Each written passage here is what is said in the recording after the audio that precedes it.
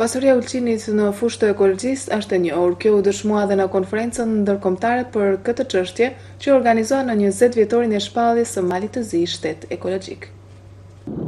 Në kuadër të 20 vjetorit të shpalljes së Malit të Zi, shtet ekologjik, u zhvillua edhe një konferencë ndërkombëtare në të cilën morën pjesë edhe përfaqësues nga ulçini. Ekologu Xhelal Hoxha foli për një nga pikat e zeza ekologjike në Ulqin që është Porto Milena.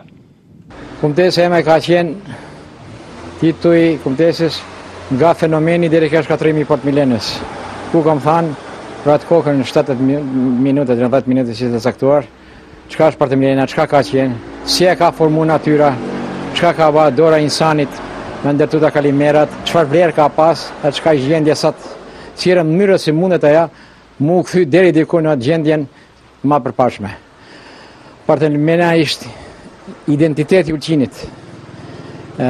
Aja ka qenë tan prospektet në për krejt botën dhe humbja e rishkatrimi i Porto Milenës është shkatrimi i identitetit Ulqinit dhe kombit ton. Ka thënë aja da një vëmendje posaçme.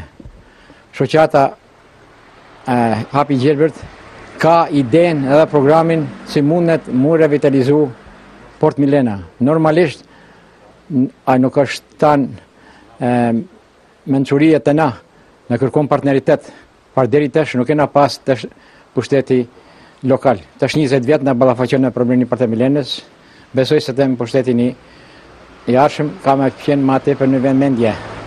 Njëkohësisht, përqendrimin tim dhe një kolegin i sistemet që kena qenë në Zhablak, i falenderoj organizatë turistike të Ulqinit si na ka mundësu makari 2 ditë me qëndru në Zhablak, kurse institucionet e tjera nuk kanë pas sens, se kam dashur marrë një ekip me 4-5 antarësh, mu njoftuar e me krejta pjesëmarrësit i në Zhablak si kanë qenë. Besoj se ka marrë koha më të mira, por aja kërkën dijeni, partneritet, punë shumë. Deri tash kena pas gëzime, darsma, shëtitje, haxhime. Koha është për ndryshime, koha është kur krejt ata intelektualt i Ulqinit pavarun, organizatë qytetare normalisht me bashkinë e Ulqinit, me ekzekutivin edhe tjertë, ashtu edhe këshilltarët duhet me qenë shërptorët i popullit, shërptorët i natyrës. Deri tash ne kena pas në pushtet sultan dhe si kanë menaxhu për interese personale dhe partijake. Ulqini nuk da sundus, Ulqini da punëtor dhe shërptor. Doktor Gani Karamanaga në këtë konferencë shtroi mundësitë e shfrytëzimit të potencialeve që i ka Ulqini për shërimin e smundjeve të ndryshme me faktor natyror.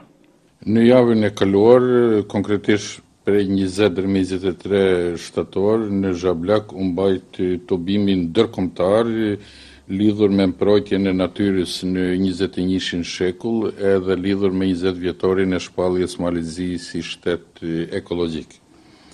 Në këtë tobim shkencor kemi marrë pjesë në 3 prej Ulqinit, zotni Xhelal Hoxha, Maksud Haxhi Ibrahimi dhe unë. Unë kam pas temën resurset natyrore të Ulqinit dhe mundësia mjekimit me faktor natyror në regionin e Ulqinit. Ne kemi resurse të cilët janë të ditura në Ulqin.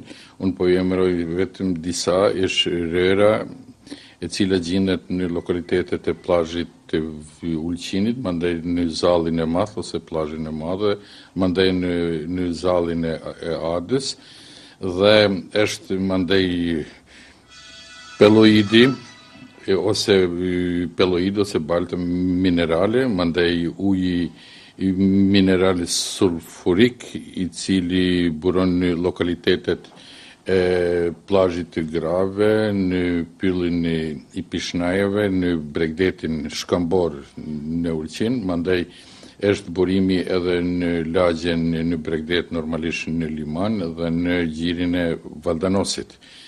Mandej është edhe klima mesatare, bregdetare, mediterane, dhe kështu ne i kemi thënë publikut se me faktorin ose të resurset natyror, të cilët janë ente të ruajtura në regionin e Ulcinit, mund të mjekohen shumë smundje kronike. Për shembull, po emnej disa janë smundjet kronike ginekologjike me akcente posaçëm në sterilitetin parsor dhe dytësor, mandej astma bronkiale, smundja pulmonale kronike, mandej smundje tjera mas nolljeve, ndeshjeve dhe kështu në mënyrë prezantuese I kemi treguar mundësitë e zhvillimit Ulcinit në këtë mënyrë dhe pasuritë natyrore të cilat gjenden në vendin tonë.